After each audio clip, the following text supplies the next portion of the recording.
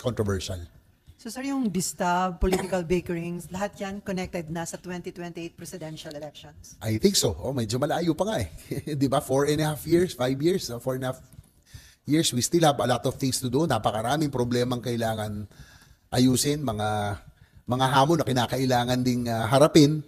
So it's too early. Again, total Pasko naman, may ceasefire nga. Sana mag-ceasefire rin tayo, tuloy-tuloy na in the next 4 years. Magbakbakan ulit tayo the last year. Di ba? So, ang hirap talagang magtrabaho pag pumapasok yung political bickerings. Okay, before Daniel, sir, on the revival of Chacha sa House of Representatives, dito sa Senate, binuhay din ni Senator Robin Padilla. He's pushing for the amendments ng constitutional terms of elected officials. Ano po yung stand ninyo at ano talaga yung sentiments ng majority ng mga senator? Kasi a certain House official has criticized the Senate for its obstructionist stance dito daw sa Chacha. Well, unang-una, it has to be clear. Ano ba talagang purpose? If it's economic provisions, I think the Senate will agree to it. Second, yung isang issue, yung if we are voting as one or as bodies. Kasi kung voting as one, malulunod kami. Sa party list pa lang, outnumbered na kami. Di ba? So, those are the issues that have to be resolved and kinakailangan maging malinaw. And ako personally, I think we just have to be open because the 1987 Constitution is almost 30 years old. The world has really evolved. Wala pang no such thing as a World Wide Web, Internet. The world has become much smaller. I agree, yung economic provisions especially. Ako kung economic provisions lang to make our country more competitive, we have to adapt to the situation. But in terms of political, kung yung political kasi, pinakialaman, I don't think people would agree to that. Di ba? Naging ano na kasi, past experience, kaya nga po nagkaroon ng term limits because people do not want an abuse of power. No? So, kailangan maliwanagan siguro kung talaga economic provisions, then I will be open to it personally. And yun lang, yung issue between both houses, kinakailangan voting separately, not as one. Sir, dun sa proposal ni Senator Robin Padilla na i-amend yung constitutional terms ng mga elected official, ang sabi niya, para daw ma-ensure yung balance between leadership, stability, and democratic continuity. So ang gusto niya, yung Presidente at Vice President shall be elected as joint candidates. Pero mukhang hindi naman yun assurance ng pagkakaroon ng stability dahil sabi niyo nga ang Pangulo at ang Vice President ngayon, magkasama silang magka-tandem sila, di ba? Pero this early, meron na agad na parang animosity. Oo, between them. Well,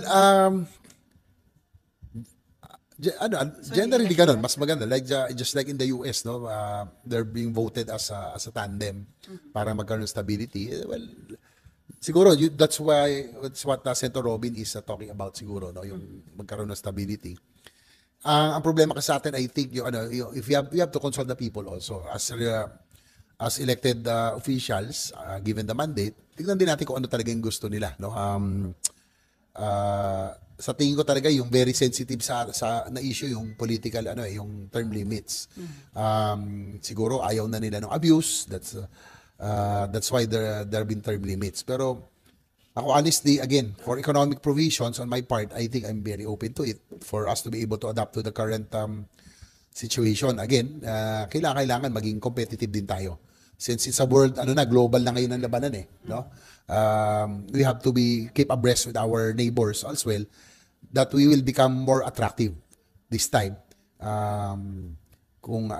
If it will help the Philippines become more attractive, then I'm open to the economic provisions. Okay, Danielle? Okay na?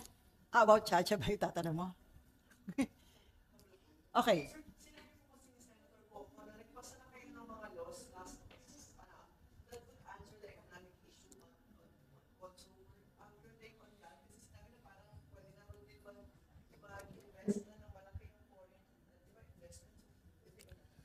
Well, there's still limitations in the Constitution no?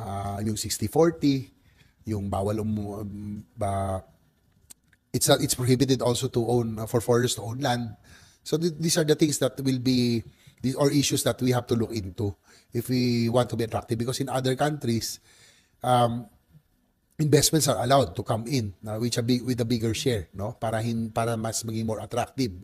So one of the reasons probably Vietnam, Indonesia, and Malaysia have an advantage over us. Pero yung po sa pag-own ng land, then yun pag-uusapan pa and pagdidibatihan pa, because a lot of people are not for it, and some think that it will be essential or important for the Philippines to be attractive. So I think these are the main issues that we have to consider for economic amendments on the Constitution. As of this time, you support yung bigger ownership ng foreigner? Kasi 60-40 ngayon, di ba? Opo, because I was also a businessman once in my life, and if I would want to invest in a country or an entity, of course I would want to have control, no? Kung pwedeng 60, basta merong majority control, well, that's speaking as a businessman, no? It's natural that they would want control over their business, and I think that is allowed in other countries. That's why a lot of big corporations, multinational corporations, are investing in their countries. So that we have to debate on. Dapat pag-aralan. Hindi naman tayo kagad mag-ano position, but we have to study other countries on their investment, on who and what they allow. Kasi sir, ang apprehension, baka mamaya, puro foreigner na yung may-ari ng lupa dito sa atin. Inaagaw na nga nila eh. Kaya nga, that's what we have to look into. Kaya nga, we have to debate on that. Ang sabi naman ng iba, hindi naman nila mailalabas yan, no? Pero we have that we have to debate on. Pero yung allowing entry of foreign entities, multinationals, to do business with a bigger share, that we have to study as well to make us more competitive. Kasi kung titingnan natin, why are they looking at other countries, no? Yung mga umaalis ng China, pumupunta ng Vietnam, Malaysia, Indonesia, to think that we are the most fluent English-speaking country. We have a great labor force. Why are they looking at other countries? Well, we have a lot of problems. Nabanggit ko na yung infra. Transport natin is very poor. Electricity is very high. So these are two things that I'm hoping that the administration would really prioritize for us to be able to be attractive again.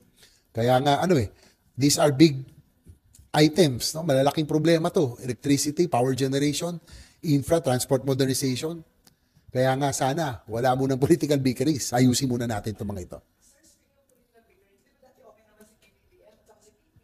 Do you think yung mga solusyon sa paligid nila, yung probably may problema? I would think so. It's the people around that is causing the tension and causing disunity this early in this government, no? For which I'm appealing na it will be the Philippines will be in a better and a powerful position in terms of investment if our two top leaders are united. Malaking bagay po sana yon. Right now, that yung mga trips namin sa EU, we're trying to improve the relationship again. They are very positive about the Philippines, no? Based on our parliamentary visits. Kaya nga po nagka-campaign kami for us to become attractive. But if there's political instability, all of these things will go for naught. Masasayang po lahat yun. That's why, nangihinayan po ako talaga. Sana magkaayos muna. Let us work in the next 4.5 years first and try to fix the problems and the challenges that are on the way. Dapat pagtulong-tulungan muna natin. Okay, Sheme, follow up. Kasi di ba nag-focus natin ba? So, kita niyo yung hirap na every 3 years talagang walang halos campaign, election. And when you see the wisdom behind the Padilla resolution, and also, kung kayo mag-implement ng political provision na amendments, tama ba yung recollection namin, ang mas gusto nyo, ayusin lang yung political dynasty provision. Yes, actually, ako po yung one of the authors of the SK Reform Law. We introduced the anti-political dynasty provision as parang test case doon sa SK Reform Law, no? And at least SK Reform Law has been there. May nagkaroon ng challenges, but at least we based on that law na implement yung anti-political dynasty provision.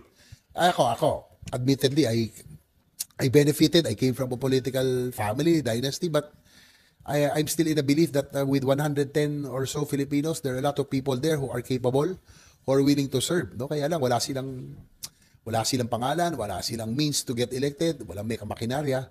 So we have to give chance to others. So ako talagang, I still maintain that position. Sabi ko nga, ironic, I benefited, I come from a political family, dynasty, sabi na natin, but I am also for giving chance to others who are willing to serve this nation. Wala namang may monopoly ng pagsisilbi sa ating bansa. So that's my position.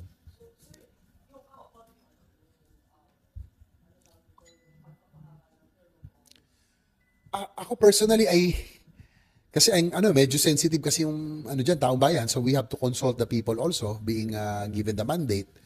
But I personally think yung meron din namang sense yung sabi ni Sen. Robby na dapat habaan kasi kung for example, nag-mayor din ako, no?